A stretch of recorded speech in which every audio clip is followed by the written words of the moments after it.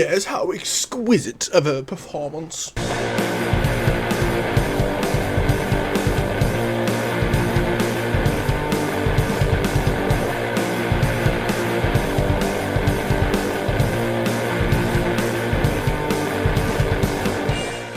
Hello, ladies and gentlemen, Bookman87 back here, and welcome back to the Alien Review Series. Today we are going to be discussing Alien Covenant, directed by Ridley Scott, releasing in 2017, the sequel to Prometheus, and what was supposed to be the prequel to a third film in this trilogy that never came to fruition, and I sincerely doubt we are ever going to get, which is very sad because, significantly more than Prometheus, I love this movie. I have had so rarely movies that have gone from I watch them and I really think they're just mediocre at best, nothing really good for them, just things I would never really care to watch again, and then having them elevate to a film that I genuinely consider one of my favorite films of all time, because I think this movie is absolutely fucking phenomenal. So Alien Covenant follows another group of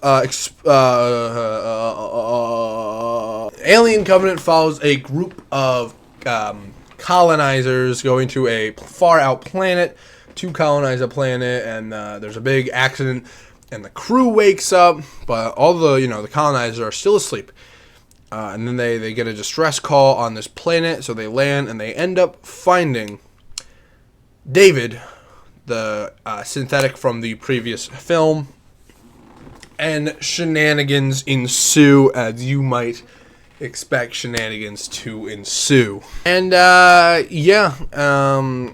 don't we get right into the positives, and let me just say, I think this movie works so damn well in just pretty much every aspect. I think this movie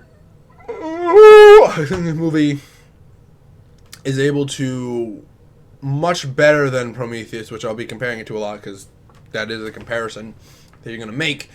I think it really has a much better slow burn element to it in terms of actually paying off that slow burn, where, it's about 30 minutes of build-up, and then from that 30-minute point, once the action starts, it does not slow down, it only increases, and it does not check up. It does not decrease, it does not slow down.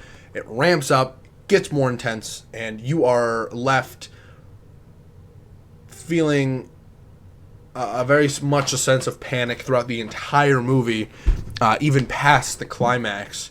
And it's really kind of shocking how it's able to really keep punching you in the fucking mouth with all of the,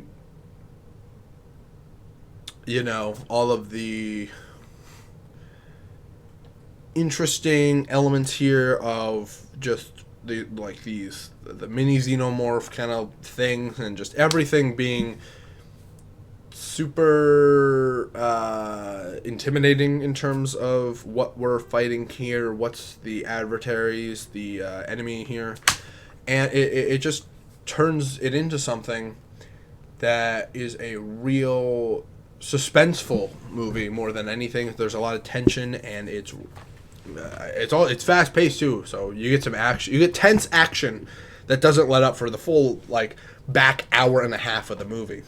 Apologize for the lack of natural light in here. The camera just doesn't really react well to natural light, so I kind of just have to just block out all the light and stuff. I would also say I love the settings we get here of this large. You have a lot of settings here too, to be fair. You get the ship, that's really cool. You get I love the weird jungle kind of thing with elements of something definitely not earthly, alien-esque here. Before you are able to move into these caves, you escape back into the ship landing pod. I also especially love this big Colosseum-esque structure that we get in this movie. I think that it really sets a very grim tone that maintains its way throughout most of the movie. It's a much darker film than even Prometheus. It's very grim in a lot of unexpected ways that I didn't, because I figured that this would be, because I remember being this very just simple action packed thriller kind of thing, space thriller, but it turned out to be genuinely pretty dark and grim, and I really enjoyed that. But back to setting, of course, you got this, David's little abode cave structure here. Just a lot of things that I feel really work well in building up this setting of this planet to make you feel like there is no real place to go and you're in a completely foreign environment without any element of control over the entire situation. I think David is a really effective villain here in this movie. I think he has this ring of intimidation to him, this aura of fear about him that he emits. He emits the fear in him being this synthetic that's brand new to being sentient. Not brand new, but he's really figuring out sentience for the first time, and he is angry. And I think that really rings very. It's all about the performance, too, of Michael Fassbender. It works really well and is a very, very subtle voice and his very, very subtle conjunction. I don't know what the term would be. But David works as a villain much better than I think he is given credit for. I think he is one of the scarier villains to become out of the 2010s in terms of actually focusing more on a mental villain rather than like some scary, like just a person. I mean, not a person, you know what I mean? Less. I don't know. I'm still kind of not that experienced in 2010 horror films, much more in terms of. I don't know. I'm very spread out. Most of the movies are from this year, I suppose, but I watch a lot of movies this year. You'll see soon. But no, David really brings home, I feel, a lot of the elements that the movie is going for in terms of its messaging, I suppose you could say. The tone really fits for David's much more subtle yet darker attitude, and the themes and just the overall vibe of the movie, kind of this like grim, not grimy, but very like kind of like weird, don't want to touch it kind of style. So, no, David works really well as this antagonistic synthetic character in a way that we haven't really seen before. I suppose Call in Alien Resurrection would kind of be the closest. I suppose the better example would be he's a much more... No, I was going to say Ash from Alien, the original. But David is his very own thing in this franchise, and I think that is cool to see because in a franchise that's kind of a bit rinse and repeat in the first four, essentially. Not, it's like, not the second one, of course. Second one's the best one. David is a breath of fresh air in this franchise, something different we haven't seen before. And that is very nice to see. David is obviously the star of the show here, but our other characters who are technically our leads are definitely also not bad either. They're there. Really, they're definitely obviously just a vehicle to get the story to get to David, so we can get more of him. But what they still do pretty okay, I feel. They're definitely likable people. And kind of relatable in certain aspects of stuff, and they're human. In a very action-oriented franchise, having these characters that are just human, and really, like, I don't want to be a part of whatever the fuck's happening here. Like, that's fair. I wouldn't want to be in this shit either. So, I really did enjoy a lot of our main casting here, even besides David. David obviously being the star of the show, but I think everyone does play their part and pull their weight around pretty well. Yeah, pretty well.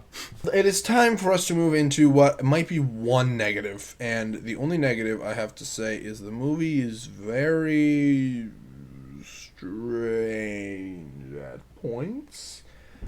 You have Michael Fassbender here playing two robots, David and Walter, but whatever.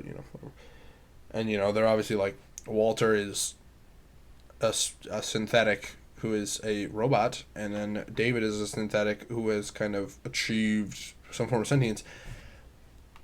But their like connection is really weird, and there's a lot of weird like tension there, and I'm like, what the fuck?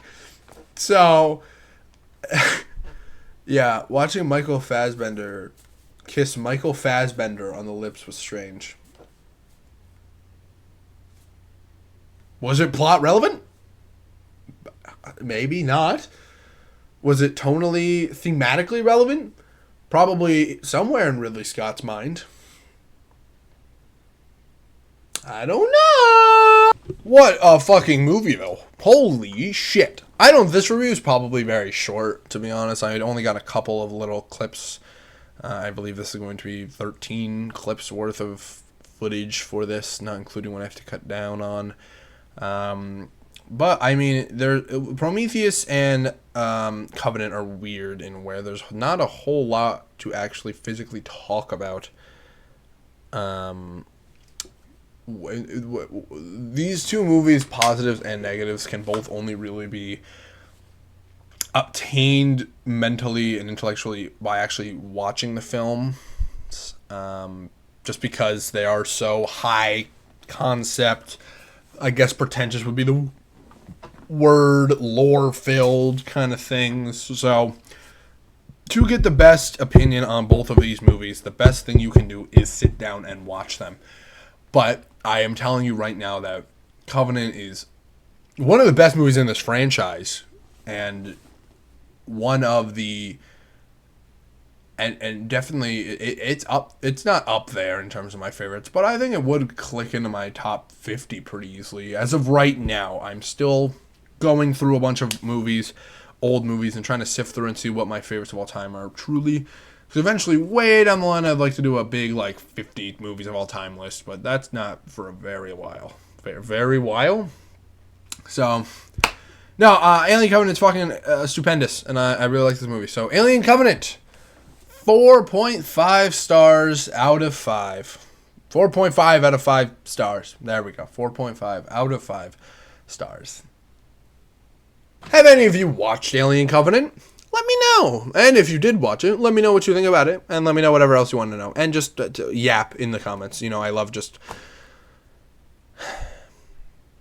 Thank you all so much for watching. I know this is a very quick review, but, not much else to say about this movie. I just really like it. So, yeah. Definitely watch this movie if you haven't. Probably watch Prometheus first, though. Bookman87 out.